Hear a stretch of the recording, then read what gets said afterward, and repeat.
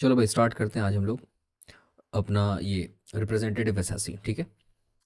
अब मैं पहले एक चीज़ क्लैरिफाई कर दूं कि जो हमने डीम्ड एसएससी पढ़ा था और ये जो हमारा रिप्रेजेंटेटिव एसएससी है, ये दोनों में बहुत ही ज़्यादा कॉमनैलिटी है। ठीक है ना, दोनों बहुत कॉमन है। रिप्रेजेंटेटिव एसएससी जो है ये एक ब्रॉडर कॉन्सेप्ट है और डीम्ड एसएससी कंपेरेटिवली थोड़ा नैरो कॉन्सेप्ट है।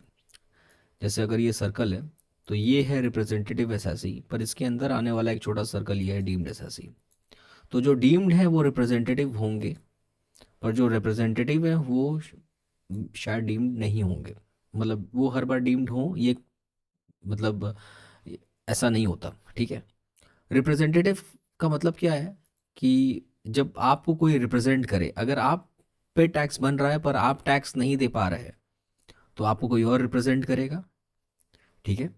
और वो आपके बिहाफ पे टैक्स भरेगा। तो इस केस में आप तो टैक्स नहीं दे पा रहे, तो आप किसी और को कहें और वो आपके बिहाफ पे टैक्स पे करेगा। तो जो पे कर रहा है टैक्स वो आपके कंडी मतलब इस केस में वो बंदा रिप्रेजेंटेटिव एसएससी है। अब आप कहोगे सर यही तो हमने डीम्ड एसएससी में भी पढ़ा था। बात सही है, लेकिन यहाँ पे एक फ़र्क है दोनों में। डीम्ड एसएससी में इनकम, जैसे हमने एग्जांपल में क्या लिया था पिछली बार कि राम है और मोहन है। ठीक है। तो इनकम राम की है पर टैक्स कौन दे रहा है? मोहन दे रहा है। इनकम है राम की पर टैक्स कौन दे रहा है? मोहन दे रहा है। तो मोहन को हम डीम्ड एसएससी माने थे। तो जब हम डीम्ड एसएससी किसी को मानते हैं तो हम ये मान के चलते हैं कि लायबिलिटी भी टैक्स की किसके ऊपर आएगी? मोहन के ऊपर आएगी। ठीक है। टैक्स लायबिलिटी भी मोहन के ऊपर आएगी और उस वो उसकी पर्सनल लायबिलिटी मतलब मोहन को ही किसी हालत में देना पड़ेगा। हमें राम से कोई लेना देना नहीं है उस केस में। मोहन को ही हम माने हैं डीम्ड एसएससी, तो जिसको हमने डीम्ड मान लिया उसी को वो टैक्स पे करना पड़ेगा। लेकिन अगर हम रिप्रेजेंटेटिव एसएससी के केस में बात करें तो मान ले अगर यही वो मोहन है और राम है तो टैक्स तो राम को देना चाहिए था, पर रिप्रेजेंटेटिव एसएससी कौन है? राम का। कौन राम को रिप्रेजेंट कर रहा है? मोहन कर रहा है। तो मोहन केवल इसलिए राम को रिप्रेजेंट कर रहा है क्योंकि राम टैक्स देने की कैपेसिटी में नहीं है। तो अगर यहाँ पे टैक्स का पेमेंट नहीं होता है तो जो लायबिलिटी होगी वो राम के ऊपर ही रहेगी, मोहन के ऊपर नहीं आएगी। ठीक है। डीम्ड एसएससी में लायबिलिटी शिफ्ट हो जाती है डीम्ड एसएससी के ऊपर, क्योंकि हम उसी को रियल एसएससी मानकर चलते हैं। जबकि रिप्रेजेंटेटिव एसएससी में जैसा नाम है वैसा ही यहाँ पे काम हो रहा है कि हम मोहन को तो केवल मान रहे हैं कि वो रिप्रेजेंट कर रहा है। ठीक है। वो राम को रिप्रेजेंट कर रहा है, तो वो राम नहीं हो गया। तो अगर राम नहीं अपनी लाइबिलिटी फुलफिल करेगा तो हम मोहन के पीछे नहीं लगेंगे। तो ये है रिप्रेजेंटेटिव एसएससी। ठीक है। अब किस किस केस में ये हो सकता है? तो बेसिकली अब जैसे माइनर है, माइनर के केस में अगेन गार्जियन क्या होगा? रिप्रेजेंटेटिव एसएससी होगा। नॉन रेजिडेंट के केस में उसका एजेंट रिप्रेजेंटेटिव एसएससी होगा। अगर बेनिफिशियरी है तो ट्रस्टी उसका रिप्रेजेंटेटिव एसएससी होगा। कोई मर चुका है, अगर किसी की डेथ हो चुकी है तो लीगल हेयर जो होगा वो उसका रिप्रेजेंटेटिव एसएससी होगा। ठीक है। तो कहने का यही सेंस है कि डीम्ड एसएससी और रिप्रेजेंटेटिव एसएससी बहुत ही कॉमन है। इन दोनों में कॉमनैलिटी बहुत ज़्यादा है, दोनों बहुत कॉमन है। लेकिन जो सबसे बड़ा डिफरेंस है वो ये है कि डीम्ड एसएससी के ऊपर बेसिकली उसके उसके ऊपर टैक्स की पर्सनल लायबिलिटी आ जाती है। ठीक है। जबकि रिप्रेजेंटेटिव एसएससी केवल रिप्रेजेंटेटिव कैपेसिटी में रहता है, उसके ऊपर पर्सनल लायबिलिटी नहीं आती है। मतलब अगर वो टैक्स ना पे करे तो हम उसको नहीं पकड़ेंगे पर कि बल्कि रियल एसएससी फंसेगा। ठीक है। पर रियल एसएससी, वैसे मैं कह रहा हूँ रियल एसएससी फंसेगा पर फंसेगा नहीं क्यों? क्योंकि अगर वो फंस सकता तो क्यों नहीं उसी से हम टैक्स ले लेते। तो हम ये रिप्रेजेंटेटिव या डीम्ड का लफड़ा पालते ही क्यों? लेकिन यहाँ पे एटलीस्ट रिप्रेजेंटेटिव एसएससी नहीं फंसेगा, क्योंकि जो टैक्स है वो तो रियल एसएससी के ऊपर आ रहा है। बस दिक्कत ये है कि जो रियल एसएससी है या तो वो 18 साल के ऊपर का, 18 साल या उसके ऊपर नहीं है, या तो वो नॉन रेजिडेंट है, या तो वो बेचारा मर चुका है। तो अगर वो मर चुका है तब तो जो उसका लीगल हेयर है वहीं उसका डीम्ड एसएससी भी है और वहीं उसका रिप्रेजेंटेटिव एसएससी भी है। अगर वो माइनर है, 18 साल से कम का बच्चा है जो यूट्यूब या इंस्टाग्राम से कमा रहा है, तो या तो वो मतलब उसके उसके जो गार्जियन है वो कौन है, वो आपके रिप्रेजेंटेटिव एसएससी हैं उस बच्चे के लिए, वो उसको रिप्रेजेंट कर रहे हैं, ठीक है, और उन्हीं को हम डीम्ड भी मानेंगे। तो रिप्रेजेंटेटिव और डीम्ड एसएससी हमारा ओवर हो गया, ठीक है।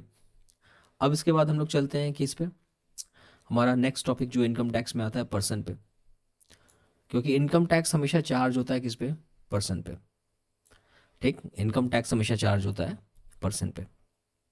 अब दिक्कत ये है कि हम जिस पर्सन को इंग्लिश में पढ़े हैं वो मतलब उसका मतलब होता है, पर्सन का मतलब होता है इंसान, पर यहाँ पे पर्सन का मतलब इंसान नहीं है, ठीक है। यहाँ पे उससे बहुत ज़्यादा कुछ है। तो पर्सन का मतलब होता है, पर्सन को टोटल हम लोग 7 कैटेगरीज में क्लासिफाई करते हैं, 7 कैटेगरीज में क्लासिफाई करते हैं। पहला होता है हमारा इंडिविजुअल, दूसरा होता है हमारा हिंदू अनडिवाइडेड फैमिली, तीसरा होता है हमारा कंपनी, चौथा होता है हमारा फर्म, पार्टनरशिप फर्म, पांचवा होता है हमारा एसोसिएशन ऑफ पर्सन, सिक्स होता है हमारा body of individuals and seven होता है लोकल अथॉरिटी। अगर इनमें से आप किसी भी एक कैटेगरी में आते हो तो आप पर्सन कहे जाओगे। पर्सन के बारे में ऑलरेडी हम लोग पढ़ चुके थे पहले ही, तो यहाँ पे मैं पर्सन को एलैबोरेट नहीं करूँगा। लेकिन अगर आप पर्सन होगे तभी आप पे इनकम टैक्स लगेगा, अगर आप पर्सन नहीं होगे तो आप पे इनकम टैक्स नहीं लगेगा। तो इनकम टैक्स आप पे लगेगा तभी तभी आप पे एप्लीकेबल होगा, तभी आप पे लेवी किया जाएगा। इनकम टैक्स के चार्ज करने को हम लेवी बोलते हैं, ठीक है ना। इनकम टैक्स के चार्ज करने को, के लगने को हम लेवी बोलते हैं, LEVY, ठीक है, लेवी बोलते हैं। तो इनकम टैक्स आप पे तभी लगेगा जब आप पर्सन होगे। इसका मतलब है कि अगर आप पर्सन के कैटेगरी में नहीं आते हो तो आपको इनकम टैक्स नहीं पे करना पड़ेगा। लेकिन अगर आप ध्यान से सोचेंगे तो आप जिस भी चीज़ के बारे में सोचेंगे, in most of the case या 99.99% ऑफ द केस, मैं एटलीस्ट जिन चीज़ों के बारे में सोच पा रहा हूँ वो सारी इन 7 कैटेगरीज में आके फिट हो जाएंगी। चाहे आप किसी भी चीज़ के बारे में सोचो तो आपको टैक्स देना ही पड़ेगा, ठीक है। या तो आप इंडिविजुअल होगे, आम इंसान, एक एक पर्सन इंडिविजुअल, या तो आप हिंदू हिंदू अनडिवाइडेड फैमिली होगे, या तो आप कंपनी टाइप का बिजनेस कर रहे होगे, या तो आप पार्टनरशिप फर्म खोले होगे, या तो आप एसोसिएशन पर्सन खोले होगे, या तो आप ऑफ इंडिविजुअल होगा, या तो आपका लोकल अथॉरिटी होगा, ठीक है। तो ये हो गया पर्सन हमारा। अब आते हैं इनकम। पर्सन को टैक्स देना पड़ता है किस पे, इनकम पे। अब इनकम का मतलब क्या होता है इनकम टैक्स के अंदर, पर्सन को टैक्स देना पड़ता है इनकम पे, ठीक है, ध्यान से सुनना। पर्सन को टैक्स देना पड़ता है इनकम पे, ठीक। तो अगर पर्सन को इनकम पे टैक्स देना पड़ता है तो इनकम का क्या मतलब हुआ। तो चलो, अगर आप पर्सन हैं इसका मतलब आपको टैक्स पे करना पड़ेगा, और आपको किस पे टैक्स पे करना पड़ेगा, आपकी इनकम पे। तो पर्सन का मतलब 7 कैटेगरी में से कोई भी एक में अगर आप फॉल कर रहे हैं, किसी भी एक में आप फॉल कर रहे हैं तो आप पर्सन कहलाएंगे। चाहे आप इंडिविजुअल हो, चाहे आप कंपनी हो, चाहे आप पार्टनरशिप फर्म हो, चाहे आप हिंदू अनडिवाइड फैमिली हो, चाहे आप एसोसिएशन ऑफ पर्सन हो, बॉडी ऑफ इंडिविजुअल हो, या लोकल अथॉरिटी हो। तो अब आपको, अगर आप इन 7 में से किसी एक कैटेगरी में भी कवर हो गए तो आपको तो टैक्स देना पड़ेगा अपनी इनकम पे। अब इनकम पे देना पड़ेगा ना, तो इनकम क्या होती है, इनकम किसको कहते हैं। तो इनकम का मतलब होता है इनकम टैक्स के एंगल से प्रॉफिट या गेन, कोई भी प्रॉफिट या गेन जो आप अर्न कर रहे हैं, कोई भी सैलरी या वेजेस जो आप अर्न कर रहे हैं, कोई भी कैपिटल गेन जो आपको हो रहा है, या कोई भी डिविडेंड जो आपको मिल रहा है, या कोई भी टाइप की लॉटरी या गेम की विनिंग जो आप जीत रहे हो, ठीक है। इस टाइप की सारी इनकम टैक्सेबल होती है। अच्छा, एक पॉइंट और मैं बता दूं जो बहुत आश्चर्य होगा, even illegal income is taxable. देखो, टैक्स एक, मैं पहले भी बताया था जब मैंने टैक्स का इंट्रोडक्शन दिया था, कि टैक्स एक टूल है लोगों की आदत को मोल्ड करने के लिए, मोल्ड करने का, ठीक है ना। मतलब अगर मैं चाहता हूँ कि आप किसी काम को करें तो मैं वहाँ पे टैक्स कम कर दूंगा, अगर मैं चाहता हूँ आप किसी काम को अवॉइड करें तो मैं वहाँ पे टैक्स बढ़ा दूंगा। तो टैक्स के थ्रू हम, जो हमारी पब्लिक है, उनकी हैबिट्स को इनकरेज और डिस्करेज करते हैं। मनी के फ्लो को डायरेक्ट करने में टैक्स हेल्प करता है। किधर हमको पैसा ज़्यादा ले जाना है उस हिसाब से हम, या किधर हमको पैसा कम ले जाना है, हम टैक्स की हेल्प से पैसे के फ्लो को रेगुलेट कर सकते हैं। तो टैक्स बहुत इंपॉर्टेंट है साइकोलॉजिकली भी कंट्री को चलाने में, मैक्रो और माइक्रो लेवल पे। ठीक है, अब आते हैं इनकम का मतलब क्या होता है। तो profits and gains, salary and wages मालूम है। कैपिटल गेन का मतलब होता है जब आप अपने किसी कैपिटल एसेट को बेचते हो, और कैपिटल एसेट को बेचने पे आपको फायदा होता है, तो आप बोलते हो कि आपको कैपिटल गेन हुआ है।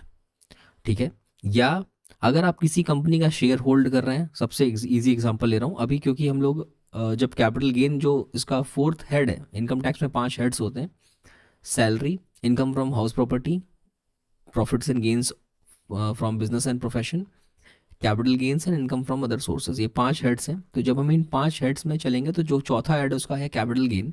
तो वहाँ पे हम कैपिटल गेन को और डिटेल में पढ़ेंगे, पर अभी शॉर्ट एग्जांपल ताकि दिमाग में चीज़ें बैठें। देखो मैं अभी हर एक चीज़ को 100% एग्जॉस्टिव वे में नहीं समझा रहा हूँ, मैं बस वैसे समझा रहा हूँ कि आपके दिमाग में रोड मैप तैयार होता जाए। ठीक है, तो कैपिटल गेन का मतलब क्या होता है।